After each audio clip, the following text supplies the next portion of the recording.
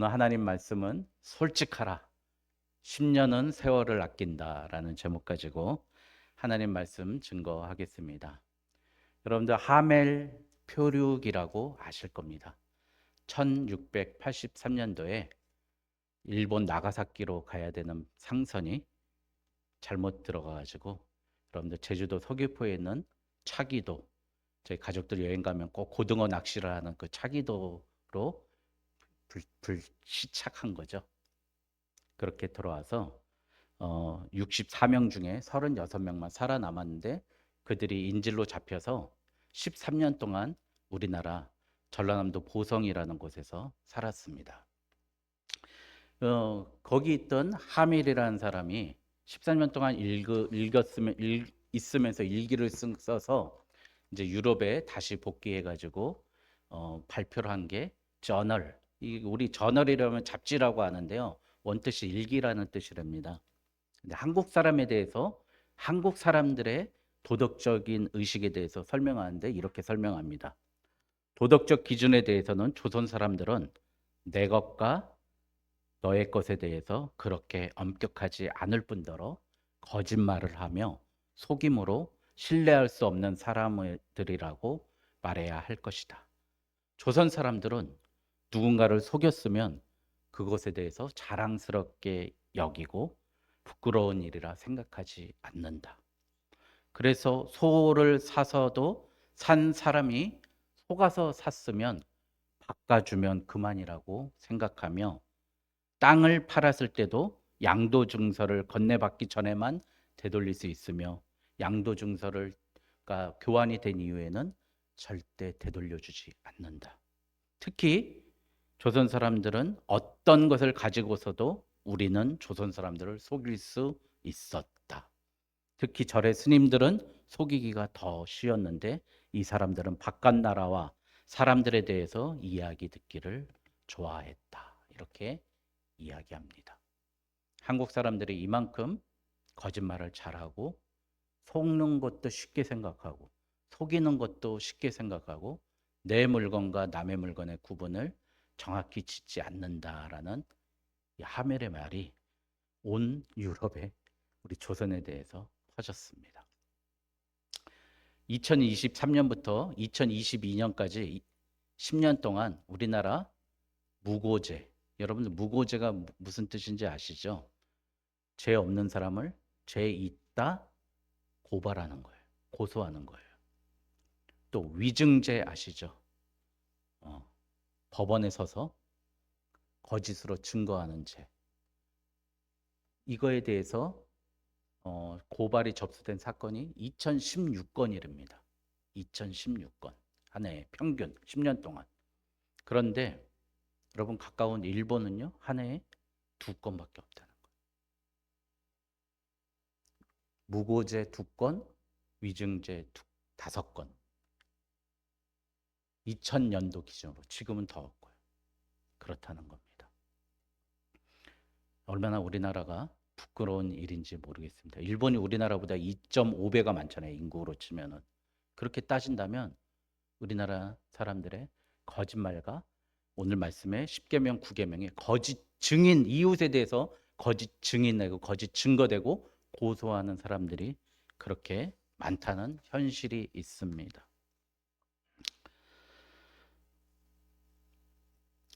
이 무엇이 문제일까요? 나에게 이익이 되면 무조건 거짓말해도 된다는 거예요. 나에게 도움이 된다면 무조건 거짓말해도 된다라고 생각하고 내 권력이 조금만 높아질 수 있다면 거짓말해도 괜찮다라고 이제 심지어 법원에서도 어느 정도는 용납해주는 그런 꼴이 되었습니다. 우리 기독교인들이라도 거짓말하지 말고 솔직하고 정직했으면 좋겠습니다. 저는 제 친구들을 보면 뭐 요한이도 있고 요셉이도 있고 충만이도 있거든요. 이게 다 그런 이름이 왜 있을까요? 부모님이 내 아들 주셨으니까 바치겠습니다. 이렇게 서원한 거예요. 맹세죠. 오늘 예수님 말씀하신 맹세. 나는 아무런 목적이나 소명이나 의식이나 내 뜻은 없는데 태에서부터 이미 하나님께 바쳤다라고 이름부터 그렇게 정해 버리는 거예요. 친구들을 보면 참 인생이 불행했습니다. 아, 요한이한테 맞았어요. 예. 충만이가 학교를 안 나와요. 이런 얘기 하면은 참 은혜도 안 되고 그렇게 괴롭고 그랬었습니다. 그래서 참 괴로운데 이것도 마찬가지로 우리가 너무 과도하게 하나님께 내 욕심, 내 열심 잘 보이고자 해서 나만 잘 드리면 되는데 심지어 내 죄 없는 자식까지 요셉이 충만히 바울 뭐 이렇게 다 만들어 가지고 보내는 것 오늘 예수님이 그렇게 하라고 그래요? 하지 말라 그래요? 하지 말라고 그럽니다. 여러분 정직하게 산다는 게 참 힘든 일인 것 같습니다. 그래서 여러분 제가 보니까 정직한 사람들의 공통점은 루틴이 있더라고요. 예, 루틴. 그래서 아침에 거의 동일한 시간에 일어나고 동일한 시간에 학교를 가고 동일한 시간에 직장을 가고 동일한 시간에 퇴근하고 바로 그 루틴을 지키는 사람이 제가 보기엔 정직한 사람 같습니다. 이렇게 교회도 마찬가지예요. 이렇게 중구난방 이렇게 되면 신뢰가 안 가잖아요. 저 사람은 믿음이 있는 건가? 그런 의심이 가고 그런 것 같습니다. 기도도 마찬가지예요. 자신의 루틴을 따라서 하고 또 요즘에 하는 말씀도 자신의 루틴을 따라서 말씀을 들으면 참 좋은 것 같아요. 한 이렇게 저희가 이렇게 읽게 되면 1년에 한 3독은 할 수 있지 않습니까? 네, 저도 이제 성경을 한 3독 정도 2에서 3독은 제가 시간을 내서 따로 하는데 그 정도 할 수 있습니다. 우리 평신 우리 성도님들 1년에 1독 말씀 있는 루틴을 가지면 좋을 것 같습니다. 오늘 이 말씀 본문으로 들어가 보니까 왜 내 이웃에 대해서 거짓 증거하지 말라고 그러냐면은요. 지금은 수사하면은 CCTV 보면 다 나오거든요. CCTV가 없는 데가 없어요. 어떤 사람이 이렇게 그 유튜브에서 보니까 1분 동안 걸어갔대요. 근데 자기를 비춘 CCTV가 40대였다는 거예요. 40대. 예. 그만큼 CCTV가 많은 시대에 사는데 옛날에는 체증이라는 게 없었지 않습니까? 그러니까 어떻게 해요? 오로지 사람의 말만 믿고 그 재판을 해야 되기 때문에 내 이웃에 대해서 거짓 증거하지 말라고 오늘 10계명 제9계명에 말씀하는 겁니다. 신명기 17장 6절에서 7절 보니까 죽일 자를 두 사람이나 세 사람으로 증언으로 죽일 것이요 한 사람의 증언으로는 죽이지 말 것이며 이렇게 이야기합니다. 그리고 옛날에는 또 증인이 안 되는 사람들도 있어요. 증인으로 못 쓰는 사람들이 있습니다. 여러분 잘 아시는 예수님을 경배했던 양치기들 가장 천한 계급이었어요. 예수님 시대의 세리들 가장 천한 계급이었죠. 또 누구였어요? 몸을 파는 창녀들 증인으로 서지 못했습니다. 근데 여러분 우리 좀 딜레마가 있지 않습니까? 성경에 보면 거짓말했던 사람들이 나오는데 선의의 거짓말했던 사람이 나옵니다. 여러분 잘 아시는 기생 라합입니다. 라합이 그 정탐꾼이 있다고 그랬어요? 없다고 그랬어요? 없다고 그랬잖아요. 그리고 동아줄을 내려서 그들을 보호해주고 구출해줍니다. 말하자면 자기 나라에서 보면 간첩이잖아요. 근데 간첩을 밑으로 보내서 숨겨주는 역할을 합니다. 여러분 이거는 거짓말일까요? 거짓말 아닐까요? 예, 거짓말인데 어떻게 해요? 하나님의 역사와 하나님의 큰 계시 안에서 하나님이 강하고 하나님의 나라가 임함을 이미 그는 믿었다는 거예요. 라합이 나중에 이렇게 고백하죠. 홍해를 가르고 바로를 무너뜨리고 예? 사막을 뚫고 이 자리까지 이기신 하나님을 내가 경배한다고 찬송한다고. 이미 여리고라는 곳은 하나님의 땅이고 하나님의 나라인 것을 그는 확신하기 때문에 그들을 보호해 줄 임무가 있었던 거예요. 이건 사실의 문제가 아니라 하나님의 역사에 관한 문제였다는 거죠. 반대로 거짓말을 잘했던 사람들도 있습니다. 여러분 아브라함 보십시오. 여러분 아브라함 생각해 보세요. 자기 아내 애굽으로 가서 사라가 참 이뻤나 봐요. 그래서 요즘에 보면은 딸 이름을 사라라고 많이 짓는데 별로 은혜가 안 되는 분들도 많이 봤습니다. 사라인데 여러분 근데 사라인데 뭐라 그래요? 내 누이라고. 내 여동생이라고 사라를 그렇게 속입니다. 그래서 어떻게 해요? 하나님께서 바로의 집을 심판하시죠. 멸하게 하시죠. 또 한 번 그러시죠. 두 번이나 그러죠. 두 번이나 그랬으면 되는데 또 그래요. 그 아들 이삭이 또 아비멜렉에 가서 또 그럽니다. 그 아들 야곱은 또 어떻게 하죠? 심지어 태어날 때부터 자기는 형이 되고 싶어서 팥죽으로 형한테 팔아먹고 또 털 뒤집어 쓰고 제가 애섭니다 그래갖고 축복의 그것까지 받습니다. 여러분 성경에서 이 거짓말하는 예가 많이 나오는데 이 거짓말 할 때마다 그들이 어떻게 됐어요? 심판을 당하고 하나님께서 진노하고 거짓말에 속아 넘어간 사람까지 하나님이 심판했다는 거예요. 여러분 바로도 심판했죠. 아비멜렉도 그때 큰 위험에 빠졌었습니다. 여러분 그러니까 뭐예요? 우리가 거짓말하면은요 우리만 문제 있는 게 아니라 그 우리의 거짓말을 듣는 사람도 같이 심판당하고 진노의 대상이 된 거예요. 나만 욕먹는 게 아니라 그 사람까지 하나님께 피해를 주게 된다는 것입니다. 여러분 우리는 왜 거짓말을 합니까?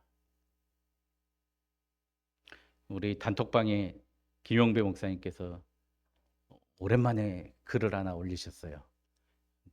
나는 반딧불이라는 노래를 올리셨더라고요.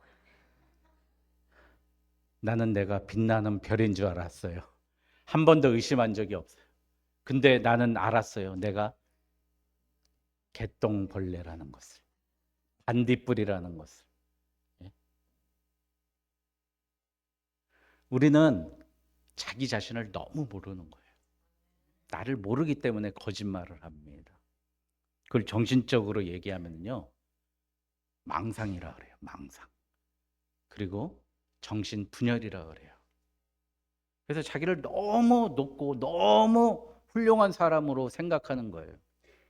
우리 왜 구원파가 무섭다라고 얘기합니까? 그럼 구원파 있잖아요. 여러분 구원 받으면 여러분들 인생 모든 게 끝났어. 여러분들은 모두 다 해결됐어. 여러분 이제 죄도 안 져. 이제 천국 갈 때까지 하나님이 다 이끌어 주셔라고 이야기합니다. 여러분 그런데 그 사람이 변했습니까? 안 변했거든요. 여러분 우리 예수님 만나서 예수님 나의 구주이시고 내가 구주이심을 믿습니다. 주여 나는 죄인으로서이다. 누가복음 4장에 마태가 예수님을 만나서 회개했지만 누가복음 4장에 베드로가 예수님 만나서 회개했지만 어떻게 됐어요? 계속해서 거짓말하고요. 계속해서 자고요. 계속해서 엉뚱한 짓 했다는 거죠. 여러분 빌립보서 4장 12절에 뭐예요? 너희 구원을 어떻게 이루라고 그럽니까? 두려움과 떨림으로 너희 구원을 이루라는 거예요. 여러분 하나님께서 나를 택하시고 나를 구원하셨다고 할지라도 하나님은요 나를 완전히 바꿔놓는 건 저 천국에 가서예요. 그래서 우리가 부활을 믿는 이유가 천국에서의 부활을 믿는 거예요. 이 땅에서는 두려움과 떨림으로 우리의 구원을 이루는 거예요. 두려움이 뭐죠? 나는 아직 하나님의 얼굴을 볼 수, 예수님의 신부될 수 없는 두려운 존재입니다. 떨리는 존재입니다. 그 마음으로 가는 겁니다. 그런데 구원파는 너희 구원받았으니까 다 끝났어. 너희 모든 문제 없어. 너희는 다 해결됐어. 복만 받아. 이렇게 이야기하는 거예요. 여러분 교회에서 자꾸 이런 거 가르쳐 주니까 자기 자신에 대해서 맹신하게 되고 자기 자신에 대해서 과대평가하게 되는 거예요. 어떤 분은 맨날 자기는 어디 이름도 모르는 앙골라로 가야 된다라고 그 계시를 받았다고 그런 거예요. 그러려면 영어 공부를 먼저 해야 되겠죠. 예? 예. 뭐 이런 분도 계시고 자꾸 그러는 거예요.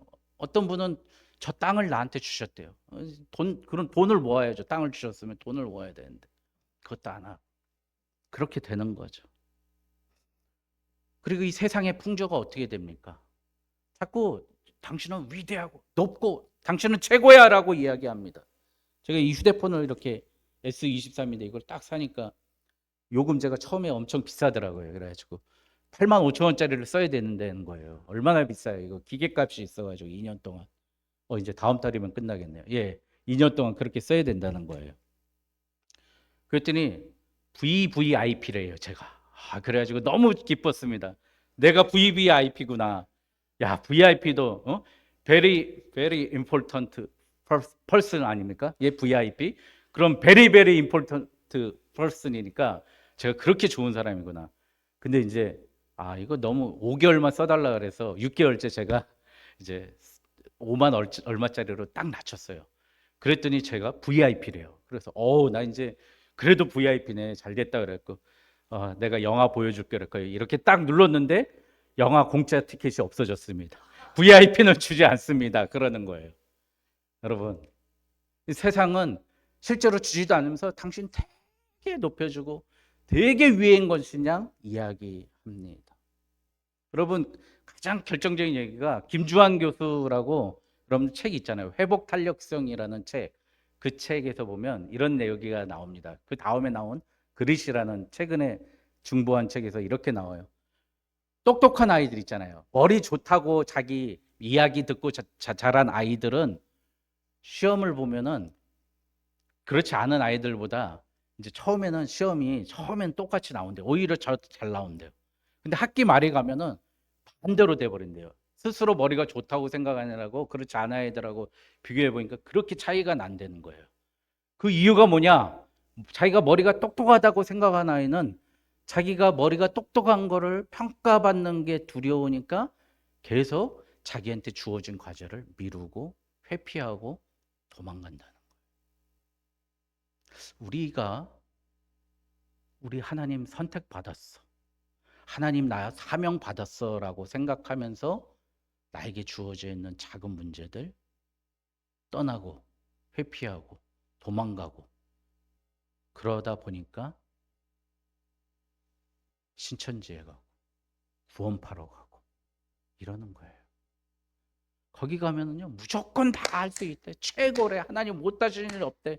그래가지고 맨날 이상한 사람 세워놓고 그 사람 간증시켜요. 간증. 근데 그게 아니거든요. 예수를 믿는다는 건요 오늘하고 내일은 내가 아무 차이도 없어요. 일주일도 아무 차이가 없어요. 그런데 1년 지나고 나가 보니까 내가 바뀌어 있는 거예요. 나도 모르게. 하나님의 은혜인 거죠. 늘 내가 성공하면 나 잘했어. 오늘 내가 잘했지. 나 이런 사람이야 라고 했던 게 나 큰일 날 뻔했는데 하나님이 해결해 주셨어요 라고 말이 바뀌고요. 예수를 믿는 사람은 이제 내가 아무것도 할 수 없는 존재였는데 하나님이 주신 것으로 내가 새롭게 일을 하나님과 같이 헤쳐나간다는 걸 깨닫게 된다는 거죠. 우리가 거짓말하는 가장 큰 이유는 나에 대해서 잘 모르기 때문이에요. 나를 너무 과대평가하거나 과소평가하거나 나에 대해서 아무것도 모르기 때문입니다. 두 번째, 우리가 거짓말하는 신앙적인 이유 중에 또 한 가지가요. 위기를 모면하려고 거짓말을 합니다. 이 아브라함과 이삭과 야곱의 이야기 했으니까 될 것 같습니다. 세 번째, 우리는 열등감 때문에 거짓말합니다. 근데 그 열등감이 어디서 나와요? 세상을 바라보기 때문이에요. 우리 하나님이 만주의 주관자이시고 만유의 주가 되시는데 하나님의 아들이면 모든 권세 다 받은 줄 믿습니다. 근데 세상을 너무 세상 것에 대해서 세상 것을 너무 좋아하는 거죠. 사랑하는 거죠. 세상을 사랑하는 것이 하나님과 원수됨을 너희가 모르느냐 말씀하시잖아요. 이 모파상이라는 그 프랑스 작가가 쓴 목걸이라는 소설이 있습니다. 이 마틸드라는 이게 하급 공무원, 지금으로 보면 구급 공무원 부인이에요. 결혼을 했어요. 마틸드라는 여인이 아주 좀 이쁘고 곱상하게 생긴 여인인데 친구들은 다 부자들한테 시집가고 잘 살고 항상 파티와 살롱을 가고 그러는데 자기는 가난한 공무원한테 가서 너무 불평불만하다가 남편이 모으고 해가지고 한 우리 돈으로 한 4, 50만 원 되는 예쁜 드레스를 사줬어요. 그리고 어렵게 그 장관에게 열리는 파티에 갈 수 있는 초대권까지 얻었어요. 그래서 이거 입고 가 그래가지고 같이 가는데 딱 입어보니까 다 좋은데 딱 한 가지, 여기 이렇게 이쁜 목걸이 하나 있으면 참 좋을 것 같다는 생각을 하는 거예요, 마틸드가. 그래가지고 부잣집 친구에게 가가지고, 아, 나 오늘 파티에 가는데 목걸이 하나만 빌려줘. 빌려준 거예요. 하고 가는 보니까 사람들이 다 주목하고 사람들 같이 춤추고 박수 받고 그러는데, 집에 와 딱 보니까 이 목걸이가 없어진 거예요. 그 이렇게 생긴 목걸이, 이제 저 금은방에 가봤어요. 그랬더니 4억 정도 되는 목걸이였던 거예요. 금은방 주인이 그렇게 얘기한 거예요. 그래서 전당포에 가가지고 우리 남편도 그러고 우리가 열심히 일할 테니까 이거 4억만 빌려주십시오. 빌려요. 그리고 그 목걸이를 사서 친구한테 줍니다. 그리고 어떻게 해요? 10년 동안 10원도 안 쓰고 그냥 일 안 해도 되는데 괜히 그 목걸이 빌린 바람에 마틸드는 한여로 뭐로 그냥 얼굴은 막 푸석푸석해지고 아침 밤낮 할 거 없이 두 부부가 계속 10년 동안 일하는 거예요. 근데 이 단편 소설의 맨 마지막 10년 만에 친구를 만났어요. 근데 친구가 자기를 못 알아봐요. 하도 허드렛 일을 많이 하고 배고프고 굶주리고 이제 머리도 막 뒤 감겨가지고 빗질도 못했고 엉킨 친구를 못 알아보는데, 아, 친구야 잘 있었어. 그래. 너 어떻게 이 모양이 됐니? 그래. 사실은 그때 그 목걸이 잊어버렸는데 그거 너한테 똑같은 거 사서 갚느라고 나 10년 동안 이렇게 살았다. 예. 그 친구가 뭐라 그랬어요? 야, 그거 가짜인데?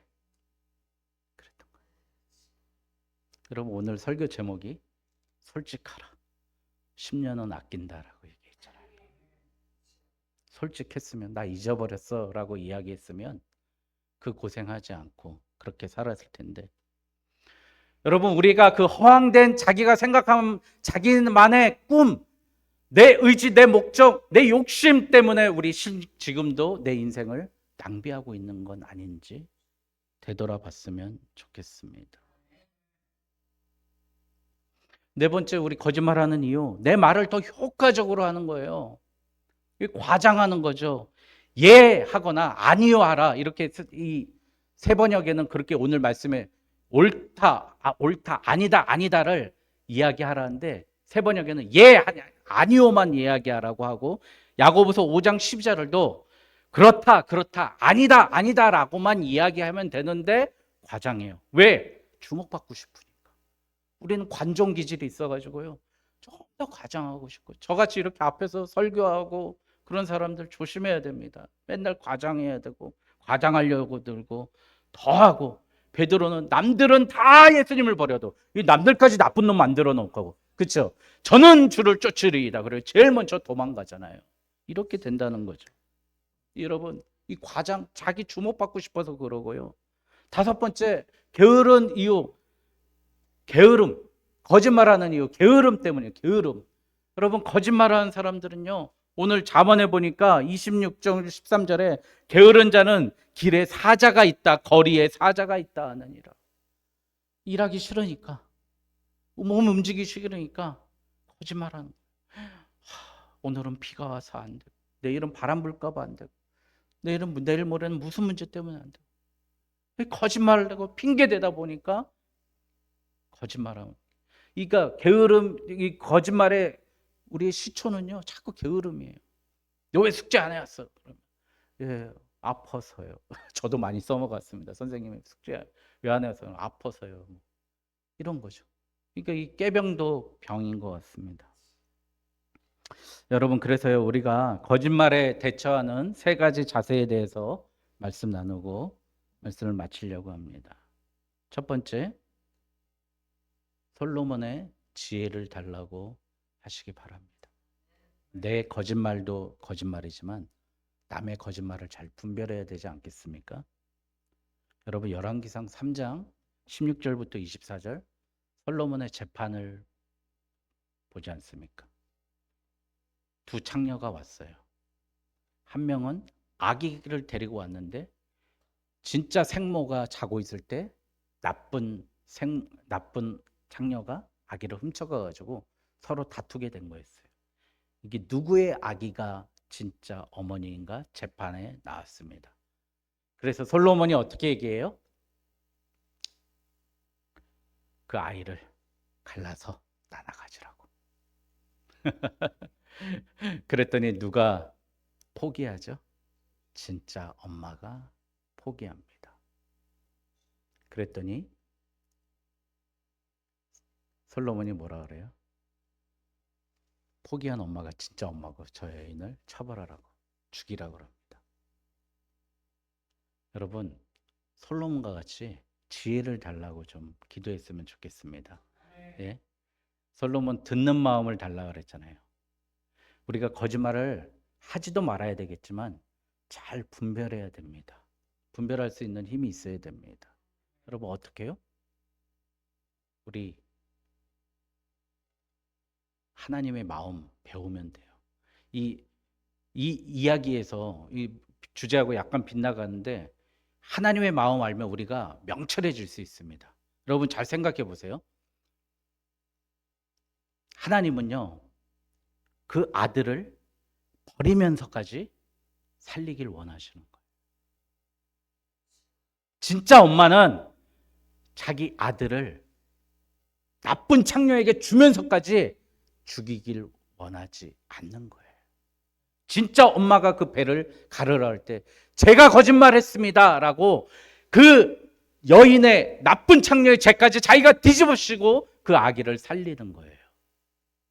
여러분, 우리 예수님 하나님의 마음이 이거예요.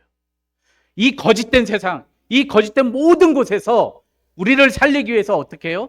예수님이 내가 죄인입니다. 내가 죄인입니다. 라고 우리를 살리기 위해서 예수님이 거짓말쟁이 되셨어요. 십자가 밑에서 그들이 뭐라 했어요? 이 거짓말쟁이야. 너 성전 다시 한번 남 구원했다냐. 너 왕이라면 너 거짓말쟁이야. 거짓말쟁이 뒤집어 씌우면서 우리를 살렸던 겁니다.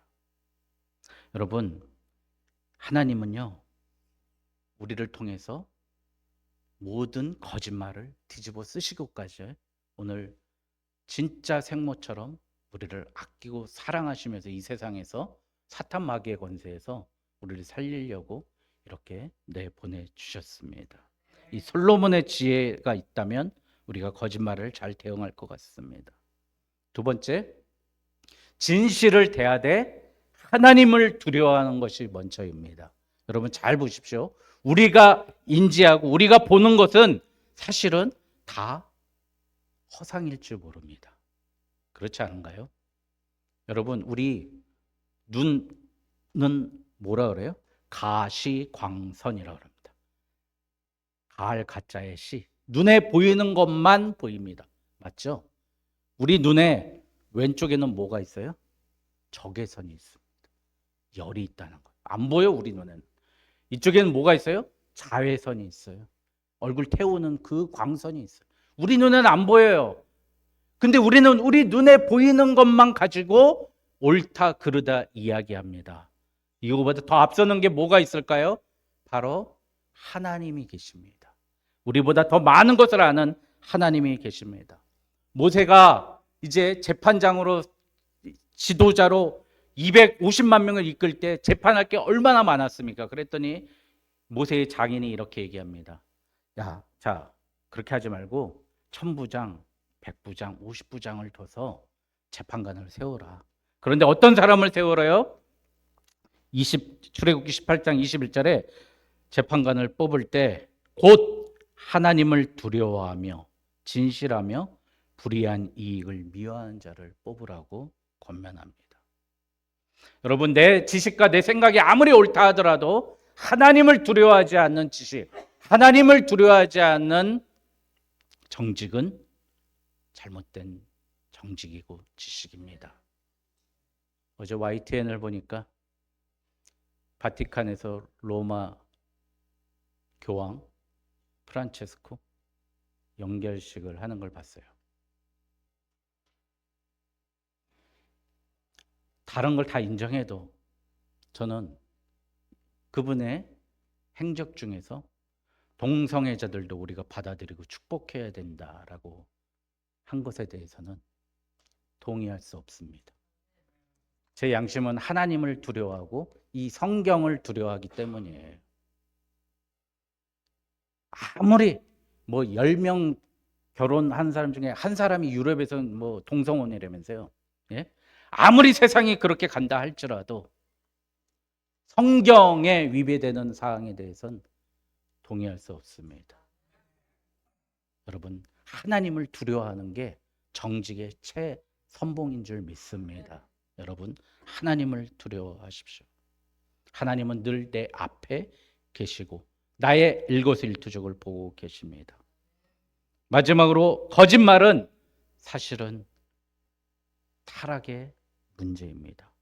우리 삶의 타락의 문제에 거짓말이 있습니다. 여러분, 창세기 3장 한번 보십시오. 창세기 3장이 정말 중요한데요. 이 뱀이 와서 꼬시는 거예요. 마귀가 와서 사탄이 꼬시는 거죠. 뭐라고 꼬셔요? 하나님은 정령 죽으리라고 이야기하는데 뱀은 뭐라고 얘기해요? 죽을까 하노라. 그 다음에 뭐라 그래요? 들으니까 또 정령 죽지 아니하리라 내가 이렇게 얘기해요. 여러분, 우리가 거짓말하는 게요, 우리가 약하고 욕심 때문에, 그건 일반론입니다. 신앙적인 문제는 내가 거짓말한다는 거는 마귀의 자손이기 때문에 거짓말하는 거예요. 마귀의 권세에 눌려있기 때문에 거짓말하는 겁니다. 여러분, 요한복음 8장 44절에 너희는 너희 아비 마귀에게서 났으니 너희 아비의 욕심대로 너희도 행하고자 하느냐. 그는 처음부터 살인한 자요, 진리가 그 속에 없으므로 진리가 서지 못하고 거짓말을 말할 때마다 제 것으로 말하나니 이는 그가 거짓말쟁이요 거짓의 아비가 되었습니다. 할렐루야. 여러분, 거짓말은요 마귀의 자녀라고 내가 고백하는 바라는 겁니다. 우리가 마귀한테 꾀임당하니까 거짓말하는 거예요. 거짓말하는 거. 그래서 뭐라 그래요? 아담도 아담아 내가 얘기 어디 있느냐? 내가 왜 따먹지 말란 선악과를 따먹었느냐? 그때 진실하지 못하게 뭐라 그래요? 당신이 주신 그가 먹자였다. 그때부터 거짓말이 이 땅에 들어온 겁니다. 여러분, 우리 인생에 있어서 우리가 조금 하나님 앞에 정말 호람되어 하나님 앞에 선 우리가 거짓말을 하는 가장 큰 이유, 마귀의 종노릇하는 거예요. 하나님의 구원의 백성 될 수 없습니다. 여러분, 오늘 말씀에 솔직하라 10년을 아낀다, 10년이 아니라 여러분 38년을 허비했던 사람이 있습니다. 요한복음 5장에 베데스다 연못에 있었던 그 안진뱅입니다. 안진뱅이 어떻게 일어나서 걸어갔어요? 38년 동안 거기 있다가 예수님이 내 자리를 들고 일어나 걸으라 이렇게 얘기하니까 일어나 걸었습니다. 여러분 생각해 보세요. 그러면 안진뱅이는 그가 내가 걷고자 하느냐 물어봤을 때 걷기를 원하나이다 그랬잖아요. 본인이 걷기만을 원했다면 그가 일어나 걸을 수 있었어요. 근데 왜 38년 동안 거기 이렇게 있었습니까? 핑계대는 거예요. 내 힘으로 걸을 생각이 없는 거예요. 내 열심으로 걸을 생각이 없는 거예요. 주님께 의지해서 내 무릎팍을 펴고 일어날 생각이 없는 겁니다. 그래서 어떻게 해요? 저 연못이 출렁출렁할 때 나를 들어서 저 연못에 던져주는 사람이 없어서 그랬습니다. 이 땅하고 달려가면 이미 다른 사람들이 들어가서 연못에 들어갔습니다. 그런데 거기 들어가서 나왔던 사람이 있었어요? 하나도 없어요. 여러분, 내가 지금 하나님 앞에 정직하지 못하고 그냥 주저앉아서 한 걸음도 나가지 못하는 이유가 뭐예요? 하나님, 예수님 앞에 내가 주님 앞에 강건한 사람으로 주님 앞에 올바른 몸으로 내가 일어나 걷기를 원하나이다. 그러면 예수님 분명히 나한테 말씀하시고, 야, 네 깔고 앉는 그 자리 들고 일어나 걸어라 말씀하실 겁니다. 여러분, 우리 삶에 이런 문제 있지 않습니까? 아까 머리 좋은 사람 얘기했어요. 자꾸 부딪히는 거. 내가 꼭 이 문제는 짚고 넘어가야 되고, 내가 하나님과 아는 나만의 은밀한 죄, 이것은 깨버리고 내가 회개하고 돌이키고 하나님께 용서받고 일어나야 될 죄 있지 않습니까? 걷지 않는 죄. 남들이 나를 넣어주지 않는다는 핑계대는 죄, 나는 가난하다는 죄, 나는 문제 있다는 그 모든 죄악들 하나님께 나아갔으면 좋겠습니다. 에이비스라는 렌터카 회사가 있답니다. 그 회사가 꾸준하게 2등을 합니다. 그 광고 카피는 우리는 항상 2등만 합니다. 맨날 그러잖아요. 우리는 최고입니다. 우리는 1등입니다. 그런데 그 회사는 달마다 신장돼요. 정직했더니 우리는 항상 2등 합니다. 1등이 헤르츠라는 렌터카 회사거든요. 여러분, 나는 2등입니다. 3등입니다. 하나님, 나는 지금 걸을 수 없습니다. 그러나 내가 걷기를 원하나이다. 하나님 앞에 솔직하면 10년이 아닙니다. 38년이 아닙니다. 제 나이 52년인데 52년 하나님과 나와를 속였던 그 모든 기간들을 하나님께서 일거에 무찌르시고 하나님 앞에 달려가고 하나님 앞에 저 천국을 향해 주님의 귀한 백성으로 살아갈 그런 온전한 몸으로 나를 만드실 그 하나님을 믿으며 솔직하고 정직한 우리 오직 예수교회 되길 주님의 이름으로 축원드립니다. 기도하겠습니다.